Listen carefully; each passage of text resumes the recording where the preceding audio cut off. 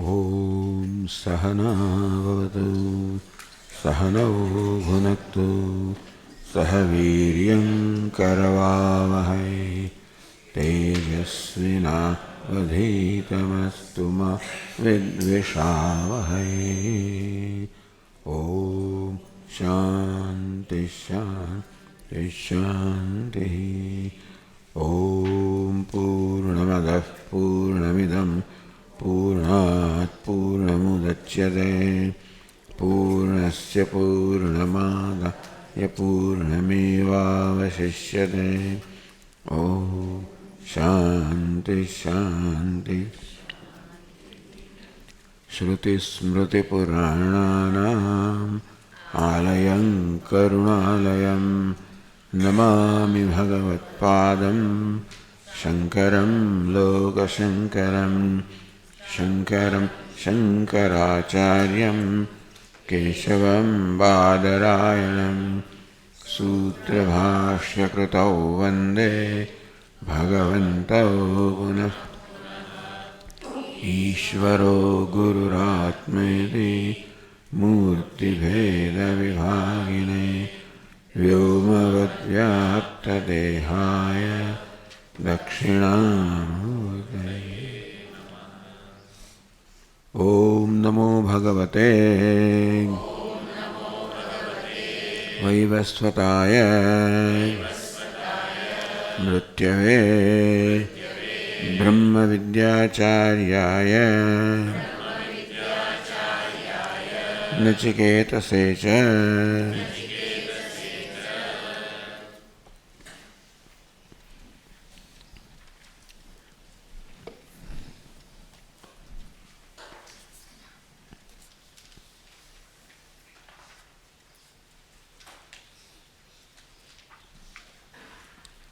હવે ईशादी द्वादशोपनिषद पुस्तक में 25वां पान पर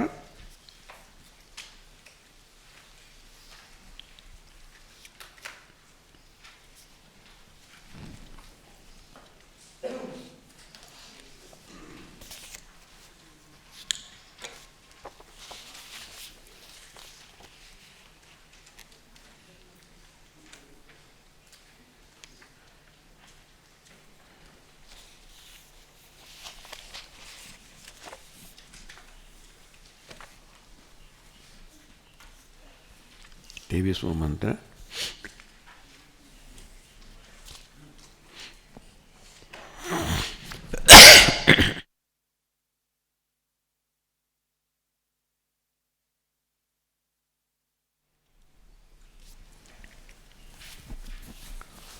नायमात्मा प्रवचनेन लभ्यः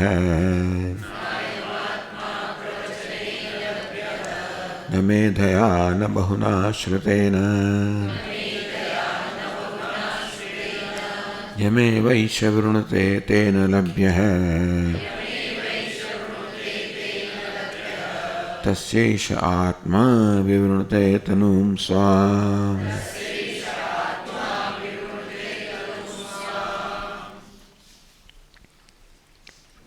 આ મહત્વનો મંત્ર છે અને મુંડકોપનિષદ પણ આ રીતે પ્રાપ્ત થાય છે। ન અયમાત્મા પ્રવચનેન લભ્યઃ અયમાત્મા પ્રવચનેન ન લભ્યઃ આત્મા પ્રવચનથી પ્રાપ્ત થતો નથી।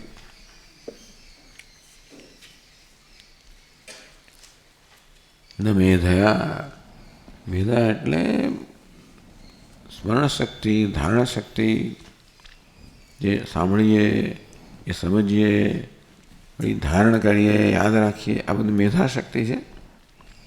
एनाथी भी आत्मा कहीं प्राप्त न थाय। न बहुना श्रुतेन खूब बधा श्रवणथी पण प्राप्त न थाय। बहु श्रवण करिए बहु बधु मनन करिए बहु ध्यान करिए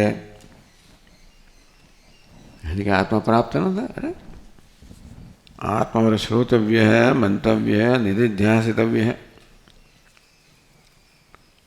तो उपनिषद में आत्मा द्रष्टव्य है आत्मा दर्शन करा जोईए ज्ञान मेळववुं जोईए। साधन क्या શ્રવણ કરવું જોઈએ, મનન કરવું જોઈએ, ધ્યાન કરવું જોઈએ. એનું કહે છે શ્રવણથી, મનનથી, ધ્યાનથી કે આત્મા પ્રાપ્ત ના થાય.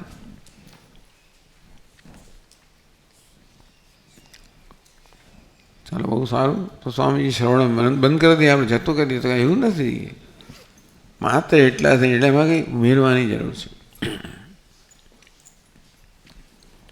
તો શું ઉમેરવાનું છે? યમે વૈશ્ય વૃણતે તેન લભ્ય એષ સાધક યમ પરમાત્માનં વૃણુતે.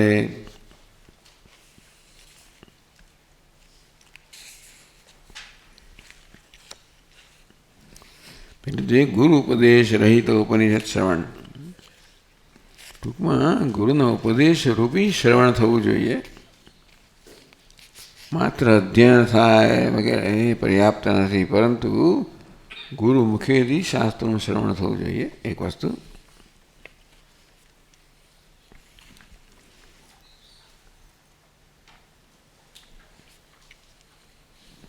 સાથે સાથે શ્રવણ થાય તે વખતે પણ અનુસંધાન થવું જોઈએ. અગત્યની વસ્તુ છે કે આત્માનું અનુસંધાન, આત્માનું બ્રહ્મરૂપે અનુસંધાન. અર્થાત આપણે જ્યારે શાસ્ત્રનું શ્રવણ કરતા હોઈએ ત્યારે મનમાં આ પ્રકારની સમજ હોય કે મનમાં આ પ્રકારની પાર્શ્વભૂમિકામાં એ પ્રકારની વૃત્તિ હોય કે આ આત્મા આનો વિષય છે, હું આનો વિષય છું. આત્માની ચર્ચા થઈ રહી છે, હુંની ચર્ચા થઈ રહી છે. આત્મા જ જાણવા યોગ્ય વિષય છે. એટલે શ્રવણ દરમિયાન પણ સતત મનમાં અનુસંધાન થતું હોય, આત્માનું અનુસંધાન થતું હોય. તો ઉપનિષદ આત્માનું જ, આત્મા જે છે એનું જ વિવરણ કરે છે. પણ આપણું મન બરોબર એમાં કેન્દ્રિત ના હોય, બીજી વસ્તુઓ ધારો કે મનને વિક્ષિપ્ત કરે, અથવા તો કોઈ કે મને માને કે એની આત્મા તો બીજી વસ્તુની ચર્ચા થઈ રહી છે, તો કે નહીં, આત્માનું મનની અંદર હંમેશા આ અનુસંધાન થવું જોઈએ શ્રવણ દરમિયાન કે આ આત્માની ચર્ચા છે, આત્માનું વિવરણ છે, આત્મા વિશે પ્રવચન છે. શ્રવણ કરતી વખતે એનું અનુસંધાન થાય. કોઈ મમ્મીનું અનુસંધાન થાય, પપ્પાનું અનુસંધાન થાય, કોઈ મિત્રનું અનુસંધાન થાય.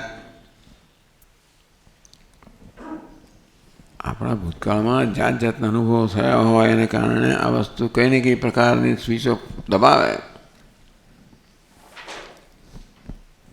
એટલે અંતર્મુખતાની વાત કરવામાં આવી કે ભાઈ એ રીતે આપણું મન જે છે હવે તે વિક્ષિપ્ત ના થાય. બીજે જઈને ક્યાંક કોઈ પાછું બીજામાં અટવાઈ જાય. મન સતત આત્મામાં જ કેન્દ્રિત રહેવું જોઈએ. અને તેથી શ્રવણ કરનારો હું પણ મુમુક્ષુ જ છું, અન્ય કોઈ જ નહીં. પોતાની પણ જે બધી ઓળખાણા છે બાજુ મૂકી દીધો હોય આપણે, અને તો જ પછી શાસ્ત્ર આપણે જે કહેવા માંગે છે એનું અનુસંધાન થાય. આ પ્રકારે મુમુક્ષુએ આત્માનું જ વર્ણ કરવું જોઈએ, આત્માની જ પસંદગી કરવી જોઈએ, બીજા કશાય નહીં. શ્રવણાદિકાલે બી પ્રત્યેક બ્રહ્મ્યવાહમિત અનુસંધત્તે. શ્રવણ કાળે પણ એક જ અનુસંધાન થાય કે પ્રત્યેક બ્રહ્મ હું છું. તેન લભ્ય યમે વૈશ્ય વૃણુતે. એવું કહે છે કે જે આત્માનું વર્ણ કરે, આત્માના બ્રહ્મરૂપે પસંદ કરે, અર્થાત આત્માનું બ્રહ્મરૂપે અનુસંધાન કરે, એના વડે આત્મા જ્ઞેય છે, એના વડે આત્મા જાણી શકાય. ઉપનિષદ એક જ વિષય છે આત્મા, અને તેથી જો આત્માનું અનુસંધાન થાય તો બધી જ વસ્તુઓ બરોબર એમાં ગોઠવાય.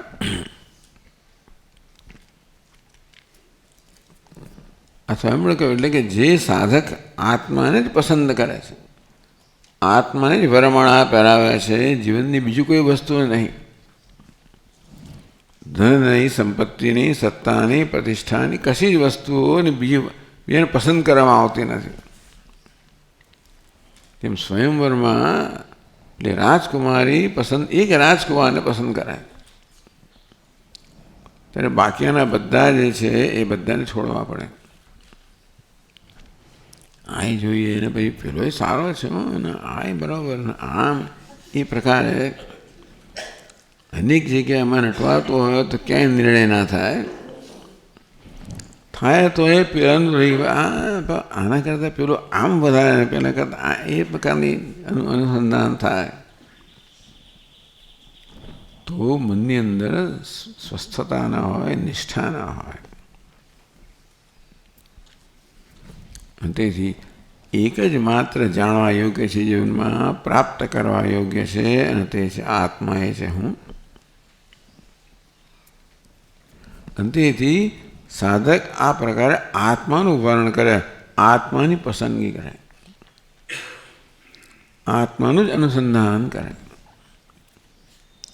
અથવા એશ પરમાત્મા, તો પરમાત્મા જેનું વર્ણન કરે, પરમાત્મા જેના પર અનુગ્રહ કરે,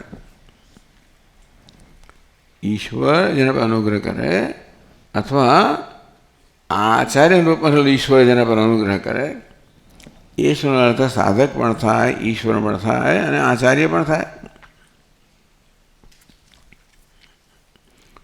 તેને લભ્ય ટૂંકમાં એના વડે આત્મા જાણી શકાય, એ આત્માને જાણી શકે છે. આત્માને વળી મેળવવા તેને લભ્ય એના વડે આત્મા પ્રાપ્ત થાય. આ પ્રાપ્ત શું વસ્તુ છે? આત્માને પ્રાપ્ત કરવાનું તો કે નહીં. આત્માની પ્રાપ્તિ એટલે માત્ર આત્માના દર્શન, એટલે કે આત્માનું જ્ઞાન. એટલે કહેવામાં આવ્યું તસ્યૈષ આત્મા વિવૃણતે તનુમ સ્વામ. આવા સાધક સમક્ષ આત્મા પોતાનું વાસ્તવિક સ્વરૂપ પ્રકટ કરે છે. આત્મા સતત પ્રગટ થઈ જ રહ્યો છે, એ જ અહંકાર પ્રગટ થઈ રહ્યો છે, અને એ જ તેથી સતત એ જ પ્રગટ થઈ રહ્યો છે. એની કૃપા થાય ત્યારે એ બ્રહ્મરૂપે પ્રગટ થાય. આપણી એ પ્રકારની મનસ્થિતિ સર્જાય, અંતર્મુખતાને કારણે, શ્રવણને કારણે, મન અનુસંધાનને કારણે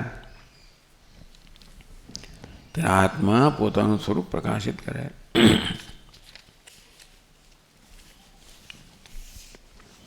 આ વસ્તુ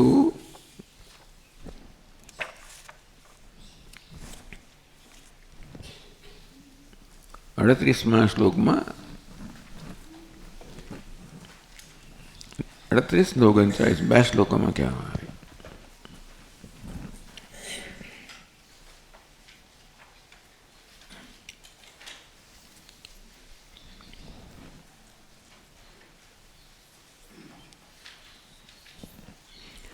નાયમાત્મા બહૌ પાઠાદ બહુશ્રુત્યા ચ મેધયા લભ્યો બહિર્મુખસ્યાસ્ય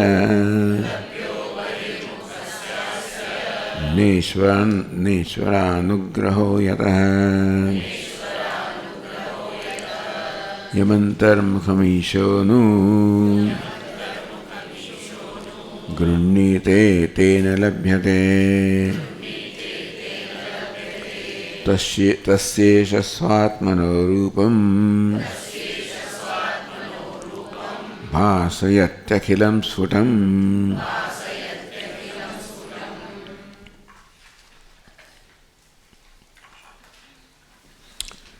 બહો પાઠા એટલે બહુ પાઠા.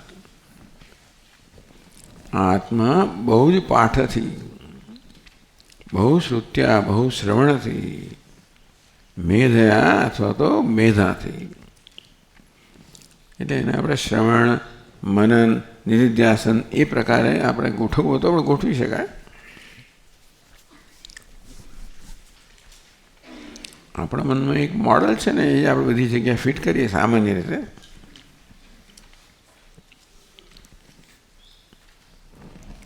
પણ આ એવું નથી કહેતું ઉપનિષદ બહુ પાઠ ન કરવો જોઈએ, બહુ શ્રવણ ન કરવું જોઈએ, બહુ મનન ના કરવું જોઈએ, એવું નથી કહેતું.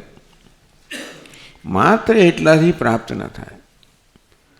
અર્થાત ખૂબ શ્રવણ થવું જોઈએ, મનન થવું જોઈએ, ધ્યાન થવું જોઈએ, એના વિશે તો કોઈ વિરોધ છે નહીં. પણ સાથે સાથે કંઈ ખાવું જોઈએ. વિનોબાજી કહે કે આપણી પાસે બધું જ હોય, સાબુ છે ને, ઘડી છે ને, ટીનોપોલ છે ને, ફલાણું છે ને, ઢીકણું બધું હોય, તો એ કપડાં ધોવાય નહીં, પાણી જોઈએ. આ બધું જેમાં ઓગળી જાય એવું રસાયણ જોઈએ. તેવી રીતે શ્રવણ જોઈએ, મને એને બધું જોઈએ. પણ જોડો જોડા ભક્તિ રસ જોઈએ. ભક્તિ એટલે આત્માનું અનુસંધાન, જેનું ભક્તિનો અર્થ છે પ્રેમથી અનુસંધાન. અમે જેના માટે આપણને પ્રેમ હોય, મનમાં અનુસંધાન થયા જ કરતું હોય છે. તેમ ઈશ્વર મળે પ્રેમ હોય તો એનું અનુસંધાન થાય, આત્મા મળે એનું અનુસંધાન થાય. એટલે આત્માના અનુસંધાન દ્વારા આત્મા વિશે પ્રેમ કે ભક્તિભાવની વાત કરી. એટલે આ મંત્રને ભક્તિના મંત્ર રૂપે ઘટાડવામાં આવે છે. ઉપનિષદ ભક્તિનું કંઈ ખાસ વાત નથી થતી, પણ નસીબજી આવો એકાદ મંત્ર છે જે દ્વારા કહી શકાય કે યમે વૈશ્ય વૃણતે, જે આત્માનું વર્ણન કરે છે, ઈશ્વરનું વર્ણન કરે છે, આચાર્યનું વર્ણન કરે છે, શાસ્ત્રનું વર્ણન કરે, બધું જ આવી જાય. ઈશ્વર માટે પ્રેમ છે, આત્મા માટે પ્રેમ છે, આચાર્ય માટે પ્રેમ છે, શાસ્ત્ર માટે પ્રેમ છે.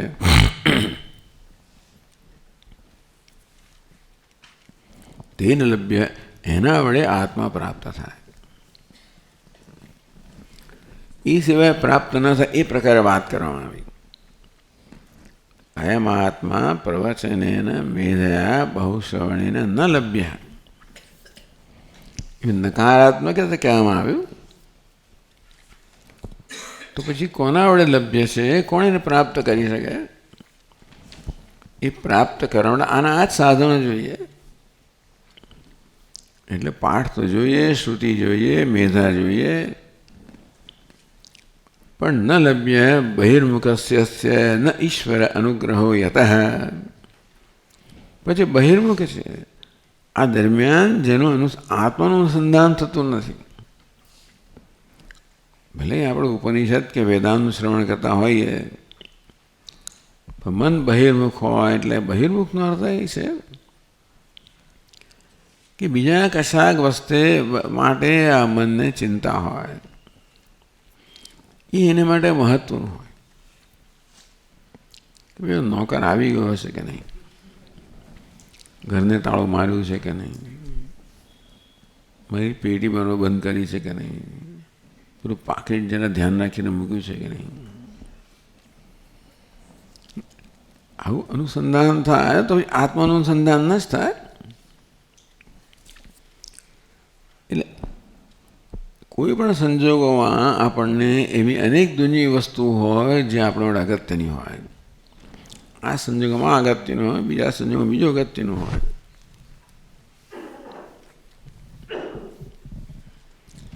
જે વસ્તુ અગત્યની હોય એ આપણું ધ્યાન ખેંચે અથવા આપણા મનને રોકી રાખે. અને મન બીજે કશે રોકાયેલું હોય તો સ્વાભાવિક છે કે આત્મામાં ન રોકાયેલું હોય. સતત અંતર્મુખતાની વાત થઈ રહી છે. અહીં કહે છે ન ઈશ્વર અનુગ્રહો યતઃ. ઈશ્વરનો અનુગ્રહ ના હોય તોય પણ આપણું મન બીજી બધી જગ્યાએ અટવાયા કરે. ઈશ્વરનો અનુગ્રહ હોય તો જ આત્મા માટે મૂલ્ય જન્મે, તો જ બીજી બધી વસ્તુઓ છે એનું મૂલ્ય જતું રહે. જ્યાં સુધી આપણા મનમાં વસ્તુઓ મૂલ્યવાન છે એ વસ્તુઓમાં બધું આવી જાય, શરીર પણ આવી જાય, મન આવે, બુદ્ધિ આવે, અહંકાર આવે, પછી ધન સંપત્તિ બધી દુનિયાની બહારની ને આવી અંદરની બધી વસ્તુઓ આવી જાય. આ એક કે વધુ વસ્તુઓ જ્યાં સુધી મહત્વની છે ત્યાં સુધી એ મારા મનને રોકી રાખવાની જ છે. અને ત્યારે આત્મનું અનુસંધાન ના થાય. એટલે વૈરાગ્ય જ વાત છે મૂળ તો, કે જેને આ વસ્તુ સ્પષ્ટ થઈ ગઈ છે કે દુનિયાની બીજી કોઈ વસ્તુ મહત્વની છે નહીં, માત્ર એક આત્મા, આ પરમાત્મા જ મહત્વનો છે. બીજી કશી વસ્તુ મહત્વ ધરાવતી હોય તો આ પરમાત્માને કારણે છે. કશી વસ્તુ સ્વયં સ્વતંત્ર રીતે મહત્વ ધરાવતી જ નથી. જેવી રીતે ભગવાન બધાને સત્તા સ્ફૂર્તિ પ્રદાન કરે છે, કશી વસ્તુ આનંદ આપતી હોય એ પણ એટલા જ માટે કે એમાં એટલો પરમાત્મા આનંદ આપે છે. અને તે રીતે કશી વસ્તુ મહત્વ ધરાવતી હોય તો એટલા જ માટે કે એમાં રહેલો પરમાત્મા મહત્વનો છે. આ રીતે વિવેકથી જ્યારે આપણું ધ્યાન માત્ર બધામાંથી નિવૃત્ત થઈને એક ઈશ્વરમાં જ કેન્દ્રિત થાય, આત્મામાં કેન્દ્રિત થાય, તો એનો અનુગ્રહ પ્રાપ્ત થાય. ઈશ્વરનો અનુગ્રહ પ્રાપ્ત, કોઈનો અનુગ્રહ પ્રાપ્ત કરવા માટે એનું અનુસંધાન થવું જોઈએ. એટલે આમાં વૈરાગ્યની આવશ્યકતા છે કે એકનું આપણે વર્ણન કરીએ ત્યારે બીજાનું વર્ણન ના થાય. અને મન 4 જણનું વર્ણન કરે તો પછી એમાં કંઈ મજા નહીં આવે. એટલે બહુ સ્પષ્ટ કે આ એક જ છે, બીજું કોઈ જ નહીં. મેરે તો ગિરધર ગોપાલ દૂસરા ન કોઈ.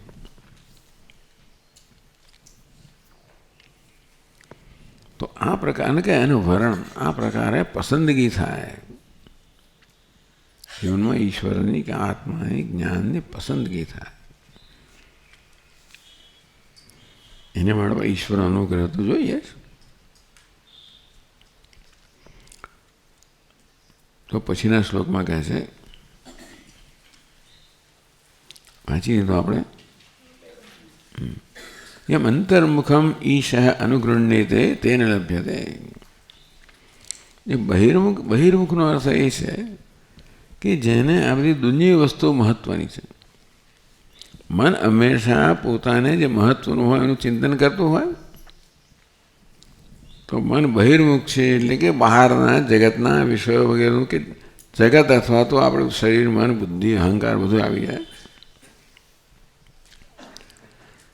એ વસ્તુઓ મહત્વ ધરાવતી હોય પણ એનું ચિંતન કરતો હોય, અંતે વખતે આત્માનું ચિંતન ના થાય. એમ અંતર્મુખનું જ અર્થ એ વારંવાર એક જ વસ્તુ કે અંતર્મુખતા, અંતર્મુખત્વ. મન અંતર્મુખ છે એટલે બહાર એને કોઈ આકર્ષણ રહ્યું નથી, તો જ અંતર્મુખ હોય. એને મારી મછલીની અંદર લાવીએ એવો પ્રયત્ન કર્યા કરીએ આપણે યોગ કર્યા, પણ છેવટે તો એને જ્યારે આના માટે કિંમત જન્મે, પ્રેમ જન્મે, ત્યારે પછી બહુ પ્રયત્ન વગર જ એમાં કેન્દ્રિત થાય. એમ અંતર્મુખમ ઈશ અનુગૃહ્યતે. જે અંતર્મુખ સાધકને આ ઈશ્વર અનુગ્રહ જેના પર અનુગ્રહ કરે તેને લભ્યતે, એના વડે આત્મા પ્રાપ્ત થાય કે ઈશ્વર પ્રાપ્ત થાય.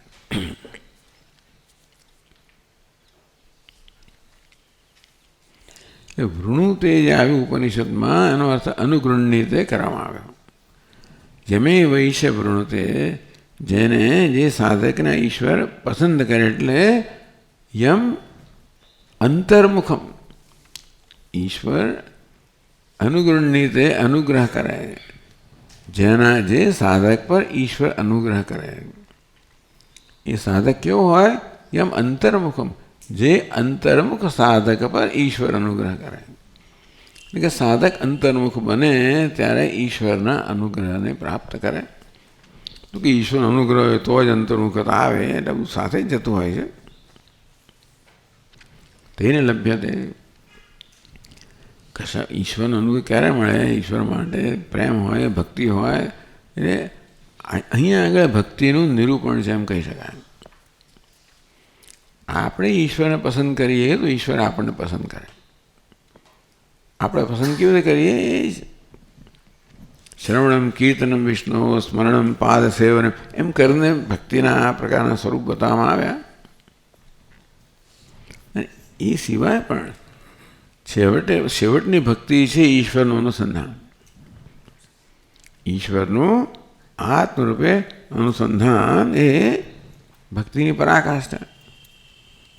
વિવેક ચૂડામણ કે સ્વસ્વરૂપાનુસંધાનમ ભક્તિરીત્યભિધીયતે.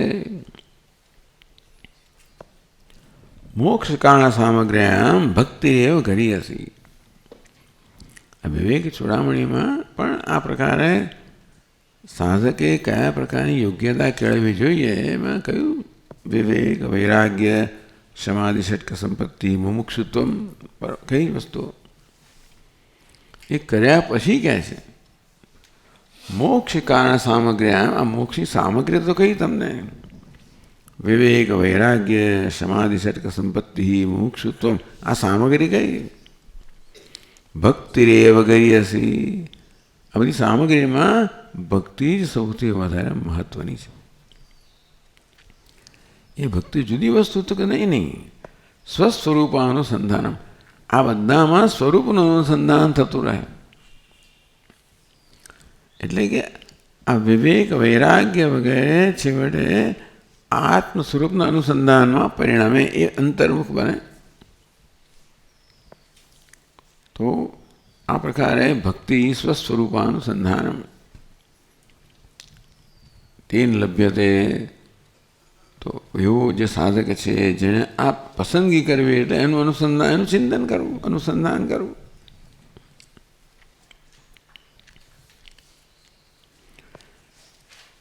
એટલે યમે વૈશ્ય વૃણોતે એનો અર્થ અહીં કરવામાં આવ્યો યમ અનુગૃહ્ય છે, જેના પર ઈશ્વર અનુગ્રહ કરે છે. તેન લભ્યતે.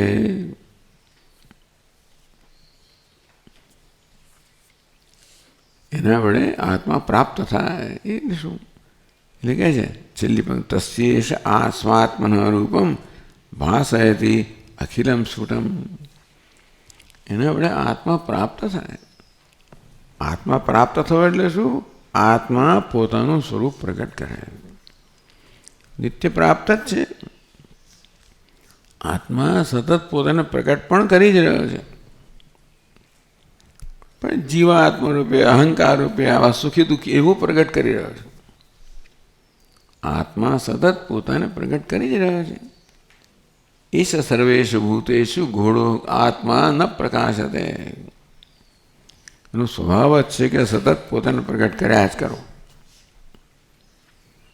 પણ એ બ્રહ્મરૂપે પ્રગટ થતો નથી, પરંતુ અહંકાર રૂપે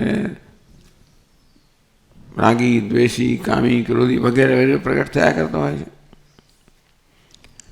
એ આપણો અનુગ્રહ કરે એ પછી ઈશ્વર રૂપે પ્રગટ થાય. એ બ્રહ્મરૂપે પોતાને પ્રગટ કરે એનો આત્માનો અનુગ્રહ. એવું થવા માટે ઈશ્વરનો અનુગ્રહ જોઈએ. એ માટે શાસ્ત્રનો અનુગ્રહ જોઈએ.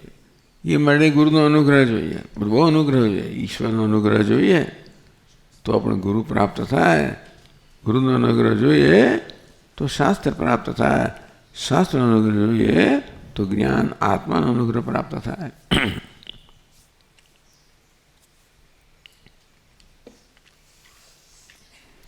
અંતર્મુખમ ઈશ અનુગૃહ્ણાતિ.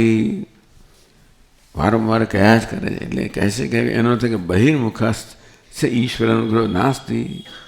જે બહિર્મુખ છે એને ઈશ્વર અનુગ્રહ પ્રાપ્ત થતો નથી. આ તો ભગવાન આ તો ખોટી વાત થઈ.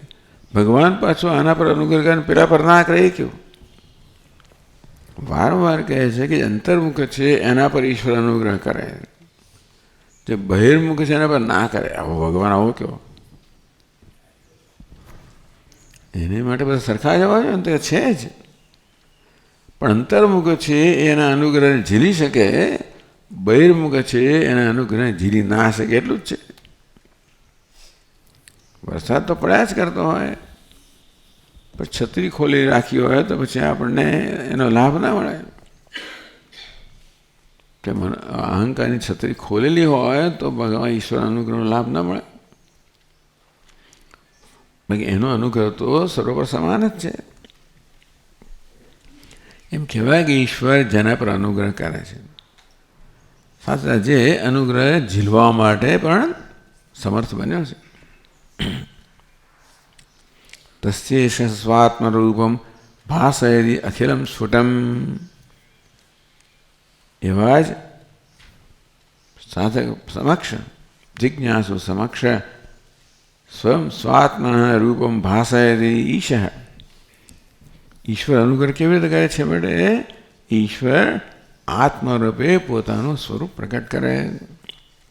અખિલમ સ્ફુટમ, સ્પષ્ટ રીતે, સર્વ રીતે ભગવાન પૂરેપૂરો પ્રકાશિત થાય. કોઈ વસ્તુનો સંકોચ નિસંકોચ રીતે ભગવાન પ્રગટ થાય.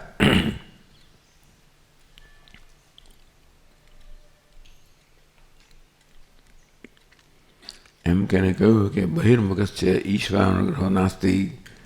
બહિર્મુખ છે એને ઈશ્વરનો અનુગ્રહ પ્રાપ્ત ઝીલી ના શકે. આવો એક મંત્ર વચ્ચે કહી દીધો.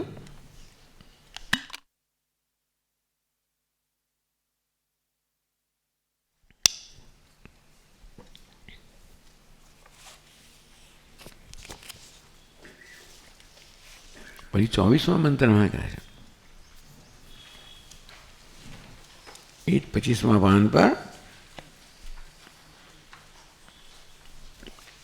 છેલ્લો મંત્ર. ના વિરતો દુશ્ચરિતાત ના શાંતો ના સમાહિતઃ ના શાંતમાનસો વાપી પ્રજ્ઞાનેનૈનમાપ્નુયાત.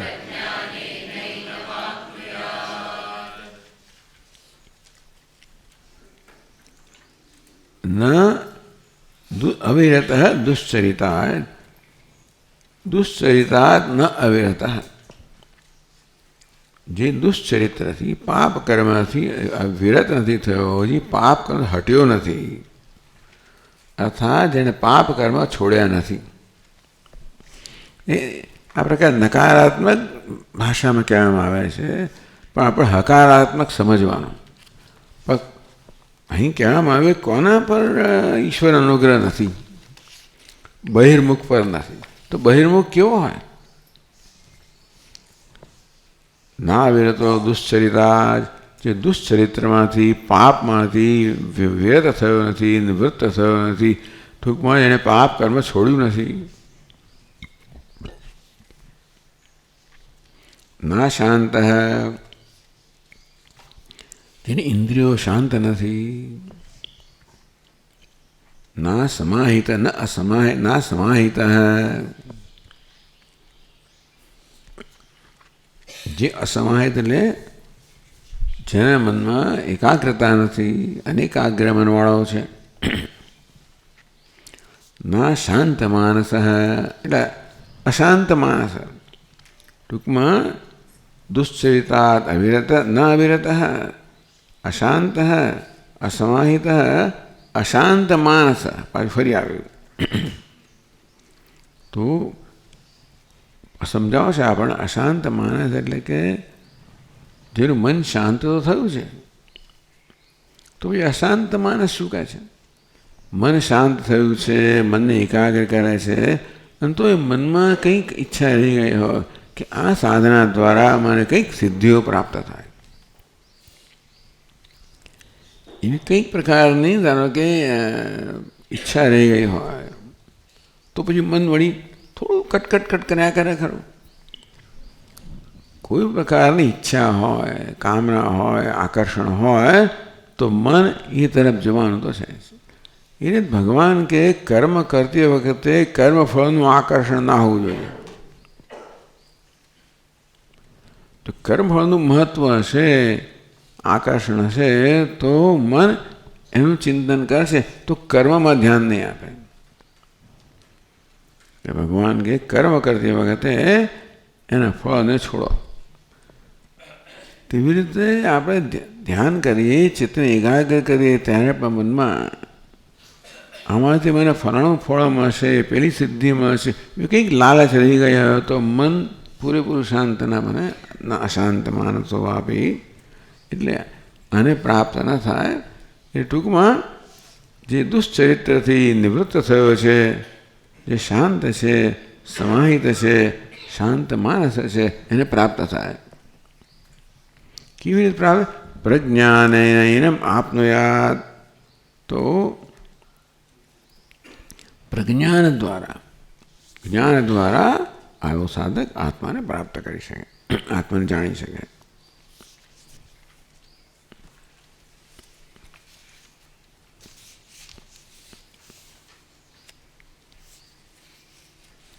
यस्तु दुश्चरिता निवृत्त इंद्रिय लौल्याद निवृत्त समाहित चित्त समाधि फलाद विरक्त. જે હવે પાપ કર્મથી નિવૃત્ત થયો, છોડી દીધું, ઇન્દ્રિયોના લાલચથી પણ મુક્ત થયો, ચિત્ત પણ એકાગ્ર બન્યું, હવે સમાધિનું અનુષ્ઠાન કરે છે. એની અંદર પણ એ દ્વારા કંઈ સિદ્ધિ, કશું ફળ મેળવવાની ઈચ્છા નથી. આટલા વિશેષણ હોય અને આચાર્યવાન, આચાર્ય તો જોઈએ, શ્રવણ તો જોઈએ, તો પ્રજ્ઞાન, શ્રવણ, મન નિધ્યાસનથી જરૂર આ જ્ઞાન પ્રાપ્ત થાય. આ વાત કહે છે અહીંયા આગળ આપણા ગ્રંથકાર 40મા શ્લોકમાં.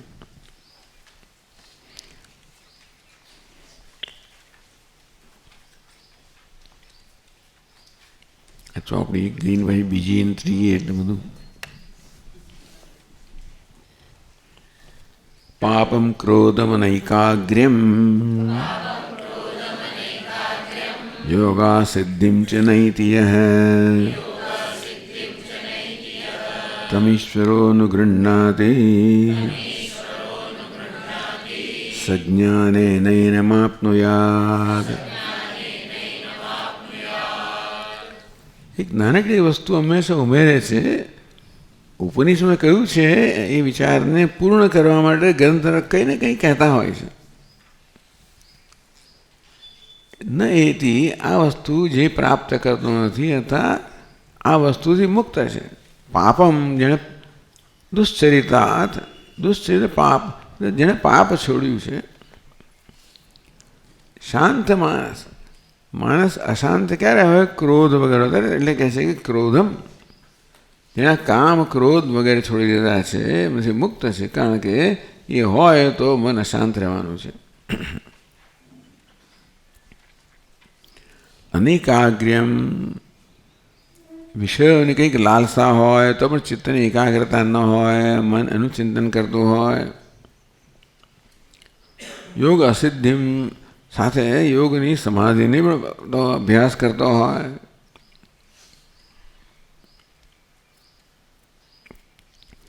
ન એથી આ જેનામાં નથી. એટલે પાપ, ક્રોધ, અનેકાગ્રતા અને યોગની સિદ્ધિનો અભાવ, આ નકારાત્મક વસ્તુઓ ન એથી જેનામાં નથી. કંઈ ઉપનિષદ આ રીતે વાત કરી. એટલે ઉપનિષદ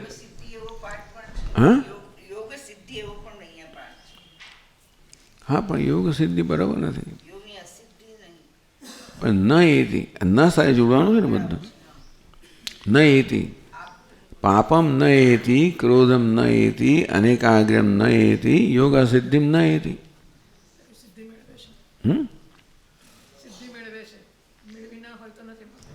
હા એટલે કારણ કે ના વિરતો દુશ્ચરિતા એ નકારથી શરૂ થયું ને ઉપનિષદમાં.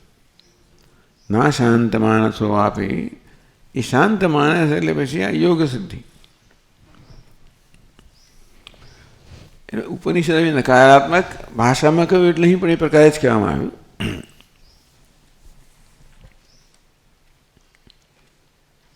તમે ઈશ્વર એટલે ઈશ્વરનો અનુગ્રહ આને પ્રાપ્ત થાય. જેણે પાપ કરવાનું છોડી દીધું છે, એને રાગ દ્વેષ છોડ્યા છે, ક્રોધ, અને જેનું મન એકાગ્ર છે કારણ કે એને બીજે ક્યાંય આકર્ષણ નથી, અને સાથે જેનામાં સૂક્ષ્મ પ્રકારની પણ ઈચ્છાઓ નથી, આંતરિક ઈચ્છાઓ, બહારના વિષયની ઈચ્છા નથી, કોઈ આંતરિક સિદ્ધિઓ કે એની પણ ઈચ્છા નથી, આમ જે સર્વે નિષ્કામ છે, તમ સહ એતિ તમ ઈશ્વર અનુગૃહ્ણાતે, આટલું જે નથી એના પર ઈશ્વરનો અનુગ્રહ થાય, એટલે કે એના વિરુદ્ધની વસ્તુ છે એના પર ઈશ્વર અનુગ્રહ થાય. સ જ્ઞાનેન એનમાપ્નોયાત, પ્રજ્ઞાનેન એટલે જ્ઞાનેન એનમાપ્નોયાત, પ્રજ્ઞાનેન એનમાપ્નોયાત. આવો સાધક જે છે એ ઈશ્વરના અનુગ્રહનો ભાગી બને અને એ જ્ઞાન દ્વારા એ જરૂર આત્માને પ્રાપ્ત કરે.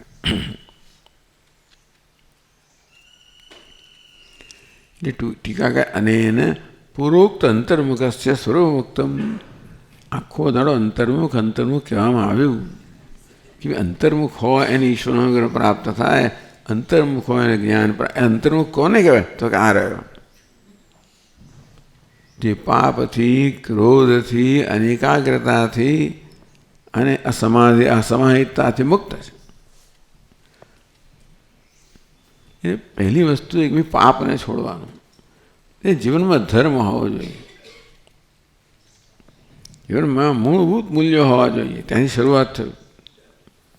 દુશ્ચરિત્ર એટલે પાપ, દુશ્ચરિત્ર કહેવામાં આવ્યું. પાપ એટલે મૂલ્યોનો ભંગ, એટલે અહિંસા, સત્ય, અસ્ત્ય, સત્ય, અહિંસા, ચોરી ન કરવી, વણજોગવું ન સંગરવું વગેરે એવા 11 મૂલ્યો કહેવામાં આવ્યા.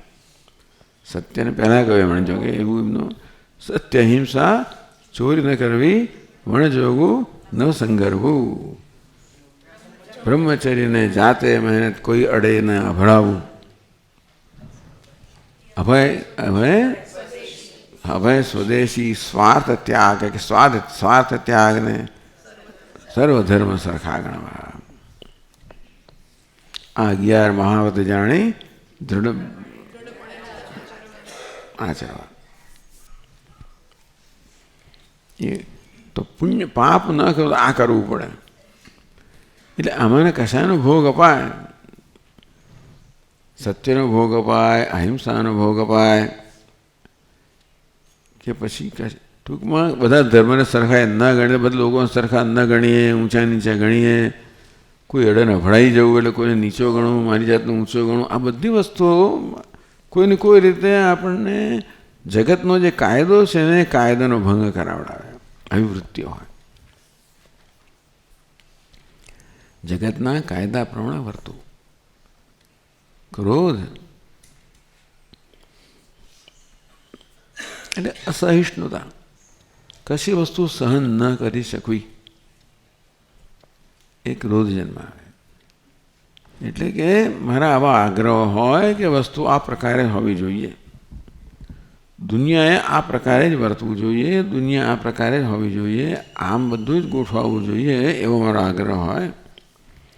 ચલો આગ્રહ તો હોય તમારો, પણ આગ્રહનો અભાવ સહન ના કરી શકો,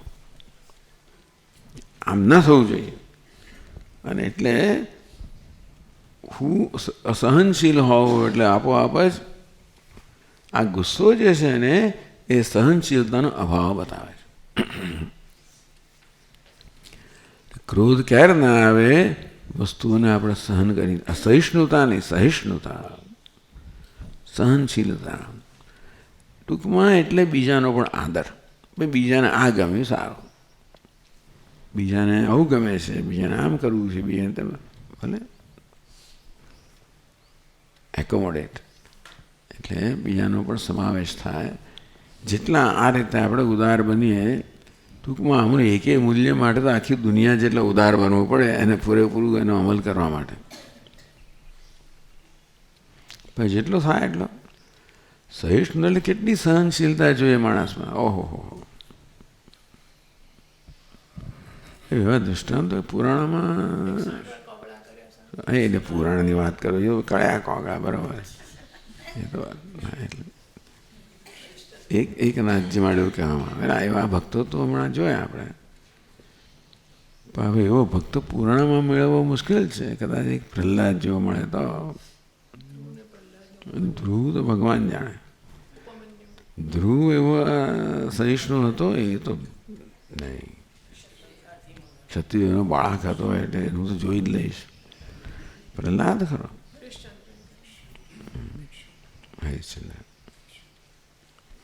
હશે, થોડા થોડા નસીબ જોગે એવા દ્રષ્ટાંત મળશે. હિન્દુસ્તાનમાં બહુ દ્રષ્ટાંતો ના મળે, પણ મળશે કોઈ ને કોઈ. કારણ કે આપણે સહનશીલ માણસો જ નથી.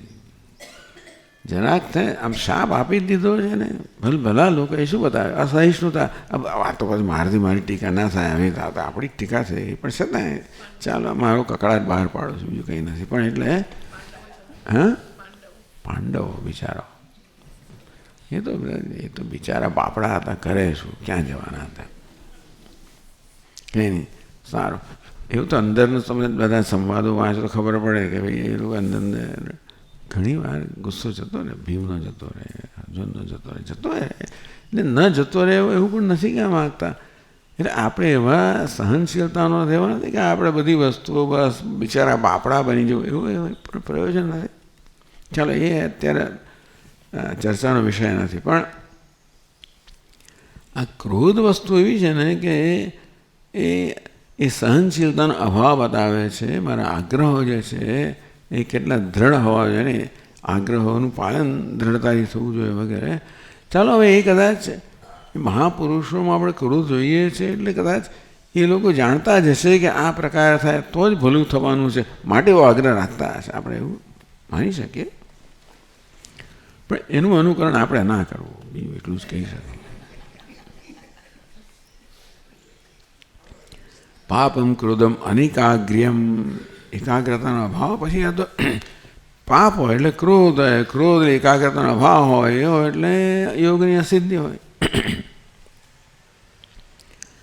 એક આવે એટલે પછી બીજું આવે, એક જાય એટલે બીજું જાય. તમ ઈશ્વરો અનુગૃહણાદિ, અંતઃકરણ શુદ્ધ બને. આ બધું આ મૂલ્યોનું પાલન છે એ અંતઃકરણ શુદ્ધિનું સાધન છે. અને ઈશ્વર તો છે જ. અનુગ્રહ એટલે આપણું અંતઃકરણ જેમ શુદ્ધ થાય તેમ ઈશ્વર ધીમે ધીમે વધારે વધારે પ્રગટ થાય, અનુકૂળ થાય. ધાતુ પ્રસાદાન મહિમાનમાત્મના આપણે જોયું ગઈકાલે. ધાતુ પ્રસાદ એટલે આપણું વ્યક્તિત્વ જ આ પ્રસન્ન બને, આપણું પોતાનું વ્યક્તિત્વ આપણે અનુકૂળ બને, એટલે મન અનુકૂળ બને. અને તેથી એ ઈશ્વરનો અનુગ્રહ કહેવાય, આત્માનો અનુગ્રહ કહેવાય. તમ ઈશ્વરો અનુગ્રહણાથી સજ્ઞાને એના આપનાત. આવા મોક્ષ છે એના પર ઈશ્વર અનુગ્રહ કરે છે અને એ જ્ઞાનથી આત્માને પ્રાપ્ત કરે. પછી એક છેલ્લો મંત્ર આવ્યો.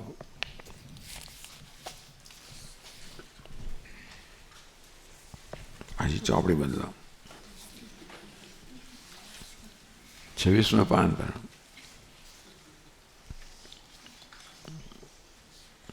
મને બહુ સરળ છે ને, કેટલી બહુ મોટું ટેબલ છે ને મારી પાસે.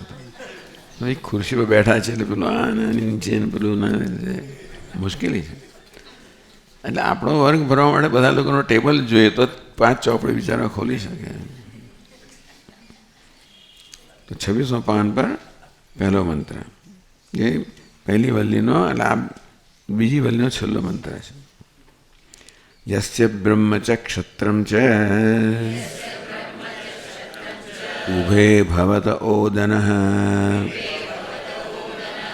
મૃત્યુર્યસ્યોપસેચનમ કૈત્થા વેદ યત્ર સઃ.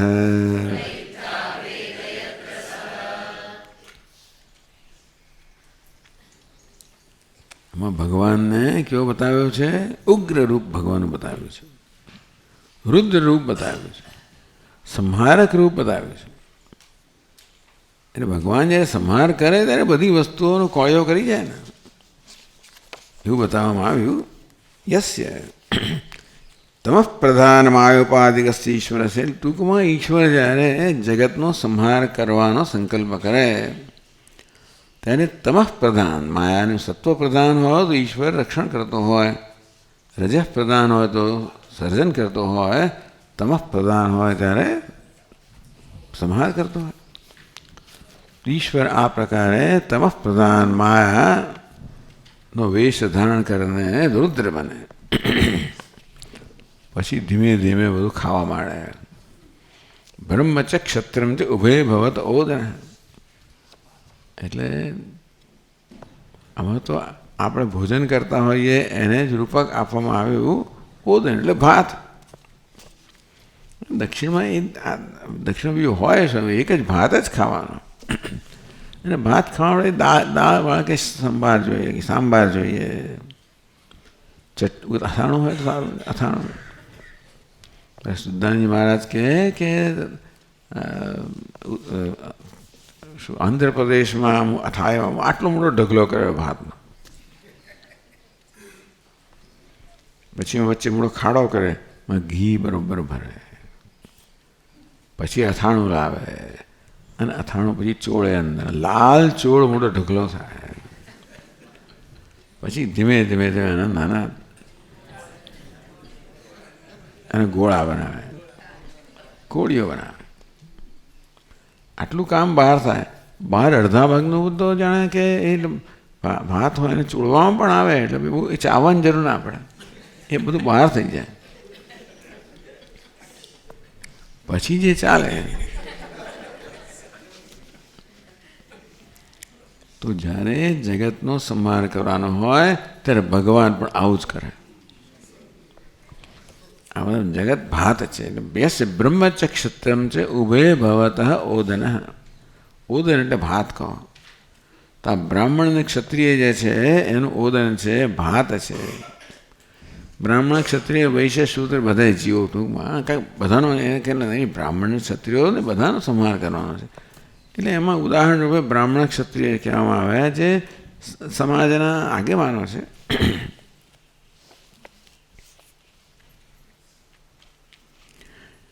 ચરાચરાત્મકમ જગત ઓદન. બ્રાહ્મણ ક્ષત્રિય દ્વારા ચરાચર જે જગત છે એ ભગવાનનું ઓદન બને, ભગવાનનું ભાત બને. મૃત્યુ યસ્યોપસેચનમ. પછી એમને મૃત્યુ પણ જોઈએ ને. ઉપસેચનમ કે શાક સૂપ સ્થાનીય. શાક જોઈએ, સૂપ જોઈએ, એ ના જોઈએ, ખાલી અથાણું જ જોઈએ. ભાત ને અથાણું પૂરતું છે ને શાક પણ ના જોઈએ ને સૂપ પણ ના જોઈએ. પચાલો એટલે ઉપસેચનનો અર્થ આવું છે. આ બધું શાક કહો, સૂપ કહો. સંસ્કૃતમાં સૂપ શબ્દ જ છે દાળ માટે. સાંભાર કહો, દાળ અને સૂપ શબ્દ છે. અથવા તો અથાણું જોઈએ, ચટણી જોઈએ, શાક જોઈએ, તો આમ જરા ભાત ખાવામાં મજા આવે. એટલે જરા સ્વાદ જ ખાઈ શકાય, એનો આનંદ લઈ શકાય. નહીં તો ખાલી પટપટ કરીને ગળી જાવ જુદી વાત છે, આનંદ લઈ શકાય. એટલે ભગવાન તો આનંદ લે છે. આ બધી જ્યારે સંહાર કરે ત્યારે આવી રીતે જગતનો આમ કોળિયો કરે. તો યસ્ય બ્રહ્મચ ક્ષત્રિયમ છે ઉભય ભવત ઓદન. ઈશ્વરને અહીંયા રુદ્ર રૂપમાં એટલે સંહારક તરીકે વ્યક્ત કરવામાં આવ્યું કે આવો સંહારક ઈશ્વર કઈ થાય. મૃત્યુ યશ્ય ઉપસેચનમ. આ મૃત્યુ છે જેની ચટણી સમાન છે. એટલે આ બ્રાહ્મણ ક્ષત્રિય બધા લોકોનો આહાર કરવા માટે આ મૃત્યુ જે છે એ અથાણું ચટણી વગેરે રૂપમાં છે. બધું જોઈએ, થોડો સાંભાર પણ જોઈએ, પછી એ લોકોને પેલું છાશ પણ આવે, દહીં પણ આવે, રસમ પણ આવે, વચ્ચે વચ્ચે અથાણું પણ આવે, ચટણી પણ આવે. શું ભાતની મજા છે બાબુ.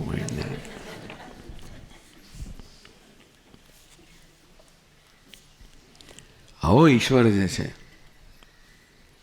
એ કઈ થા વેદ યત્ર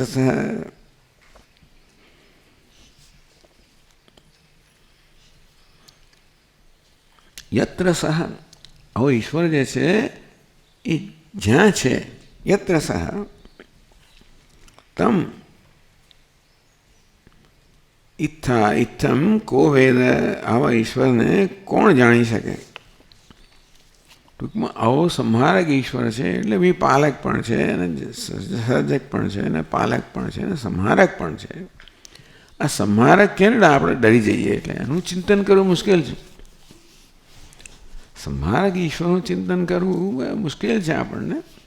એવું ઈશ્વર ક્યાં છે, એનું વાસ્તવિક સ્વરૂપ શું છે? કોઈ વિજાનિયાત ન કોઈ વિજાનિયાત, એ કોઈ જાણી ન શકે. વારંવાર કયા કરે છે, મારા સિવાય કોણ જાણે?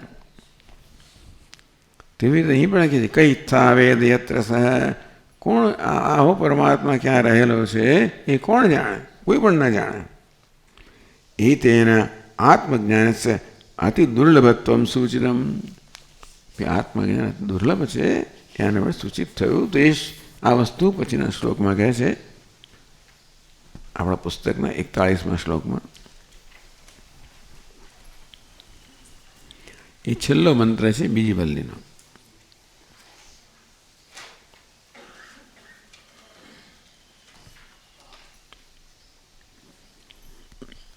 બ્રાહ્મણાદિ જગન્મૃત્યુ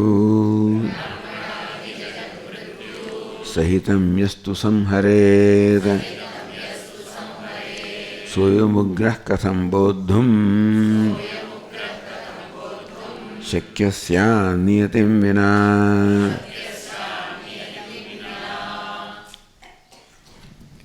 કંઈ ને કંઈ ગ્રંથકાર ઉમેરે પેલા મંત્રને બરાબર સમજ આપવા માટે. એમાં કંઈક ખૂટતું હોય એ પૂરે, પછી પેલી ખાલી જગ્યાઓ આપી હોય ને પછી પૂરે પણ ખરા. ઉક્તમ અનુક્તમ વગેરે. દુરુક્તમ તો ના કહેવાય, પણ ઉક્તમ અનુક્તમ જે કહ્યું છે એ પણ સમજાવે, અનુક્તમ ન કહ્યું પણ સમજાવે. બ્રાહ્મણાદિ જગત મૃત્યુ સહિતમ યસ્ય બ્રહ્મ ચ ક્ષત્રમ ચ મૃત્યુ યસ્યોપસે છે. એટલે બ્રાહ્મણ ક્ષત્રિય એ બધા ચરાચર જગત મૃત્યુ સહિતનું જગત. મૃત્યુ બરાબર ભગવાન કહે ને કે ભાઈ કાલોસ્મી લોકક્ષયકૃત પ્રવૃદ્ધ. ભગવાન આમાં વિકરાળ રૂપમાં કોણ છો આ પ્રગટતા? તું કાળા છું. આ સમગ્ર આ બધાનો કોળિયો કરી દેવા માટે આવેલો છું.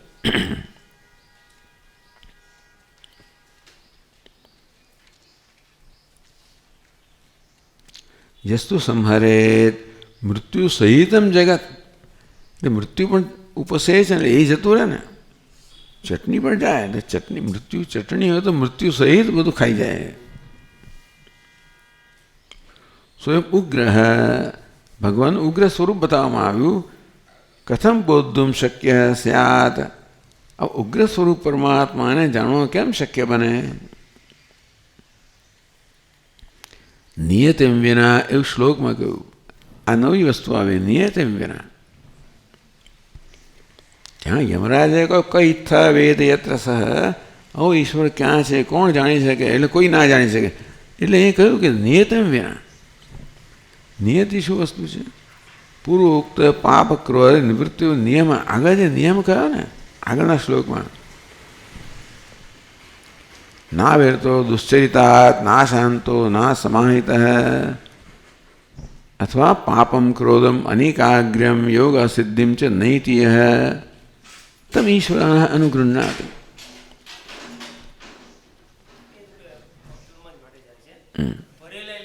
બરાબર. એટલે ઈશ્વર અનુગ્રહ કરે, આના પર અનુગ્રહ કરે જે આ બધાથી મુક્ત થયો છે. એ નિયમ કયો? અહીંયા નિયતિમ વિના, નિયતિ વગર, નિયમ વગર. એટલે કે આ પાપથી ક્રોધથી પછી અનેકાગ્રતાથી વગેરેથી જે મુક્ત થયો છે એ નિયમ કયો? એ નિયમ ન હોય તેને પ્રાપ્ત, એટલે એ નિયમનું પાલન કરે એને આવો ઉગ્ર સ્વરૂપ ઈશ્વર પણ પ્રાપ્ત થાય. એ ઉગ્ર સ્વરૂપ ઈશ્વરને તો કોણ પ્રાપ્ત કરી શકે? ભગવાન જ્યારે નૃસિંહ રૂપમાં પ્રગટ થયા ને બધાએ ગભરાઈ ગયા. લક્ષ્મી દેવી પણ જવા તૈયાર ન થયા. તો પેલાને કશું, પ્રહલાદને કોઈ ભય નહોતો. આવો તો પાપમ ક્રોધમ અનેકાગ્રમ યોગ સિદ્ધિ, જેમ બધું થાય. ટૂંકમાં બધી જ રીતે નિયતિ નિયમ હતો અને માટે એનામાં કોઈ ભય ના જન્મે. એ ઉગ્ર નૃસિંહ રૂપમાં પણ એને પોતાના ઈષ્ટ દેવતા જ દેખાયા, નારાયણ જ દેખાયા. એને દેખતા એમના પિતાનો વધ થઈ ગયેલો, તોય પણ આવું ક્રૂર રૂપમાં પ્રગટ થયેલા, વ્યવસ્થિત. ક્રૂર એટલે ક્રૂર. અને એમનો ક્રોધ પછી દૂર કરવા માટે હિમાલયમાં ગયા, પણ છેવટે એટલે જે હિરણ્યકશ્યપનો વધ કરવો એટલે એવા અત્યંત ક્રૂર રૂપમાં પ્રગટ થયેલા ભગવાન, એવું આ વર્ણન છે. કોઈ પાસે જવાની હિંમત ના કરે. ત્યારે આને કંઈ નિયત એમ વિના, આ તો નિયતિવાળો હતો. કોણ? પ્રહલાદ. ને એને કોઈ ભય નહોતો.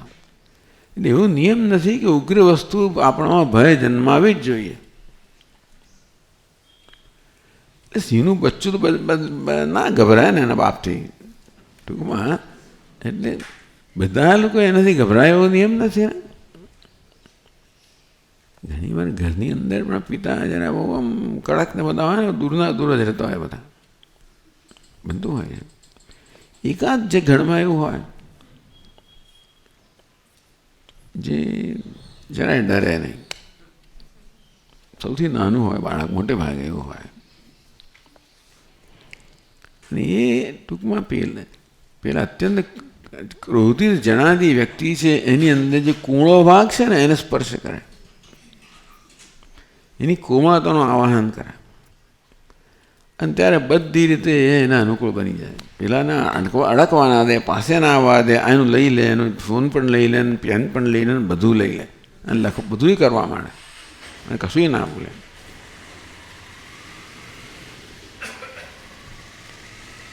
એટલે આવા ક્રૂર ઈશ્વરમાં પણ એવું કશું છે તો ખરું, જેને તમે જેનું અનુસંધાન કરો, જેને જોડાઓ, તો તમે બધા ભયથી મુક્ત થઈ જાઓ. એટલે આવા ઉગ્ર સ્વરૂપનું ચિંતન કોણ કરી શકે? જેના મનમાં આ નિયતિ, એ પોતે ક્રોધથી મુક્ત થયો હોય, પાપથી મુક્ત થયો હોય, આ બધાથી મુક્ત થયો હોય, એ આવા ઉગ્ર સ્વરૂપથી પણ ના ડરે, એનું પણ અનુસંધાન કરી શકે, એમાં ઈશ્વરના દર્શન કરી શકે. આ ઉગ્ર સ્વરૂપમાં ઈશ્વરના દર્શન કરવા બહુ એટલે બહુ દુર્લભ હોય, પણ હોય ખરા. નિયતિ પૂર્વોક્ત પાપ ક્રોધ નિવૃત્તિ રૂપ નિયમ. આગળ નિયમ કયો? 40મા શ્લોકમાં. એવા નિયમનું પાલન જે કરે એના સેવકોને, એટલે કે આવો નિયમ હોય તો આવો ઉગ્ર રૂપ ઈશ્વર છે એ પણ એનું પણ જ્ઞાન થાય. આ રીતે કઠોપનિષદની બીજી વલ્લી, પહેલા અધ્યાયની બીજી વલ્લી સમાપ્ત થઈ. બરાબર છે. ઓમ પૂર્ણમદ પૂર્ણમિદમ પૂર્ણાત પૂર્ણમુદચ્યતે પૂર્ણસ્ય પૂર્ણમાદાય પૂર્ણમેવાવશિષ્યતે. ઓમ શાંતિ. શંકરં શંકરાચાર્યં કેશવં બાદરાયણં સૂત્રભાષ્યકૃતૌ વંદે ભગવन्तौ પુનઃ પુનઃ. ઈશ્વરો ગુરુરાત્મેતિ મૂર્તિભેદવિભાગિને વ્યોમવદ્વ્યાપ્તદેહાય દક્ષિણામૂર્તયે નમઃ. ઓમ શાંતિ શાંતિ શાંતિ. હરિ ઓમ. શ્રી ગુરુભ્યો નમઃ. હરિ ઓમ.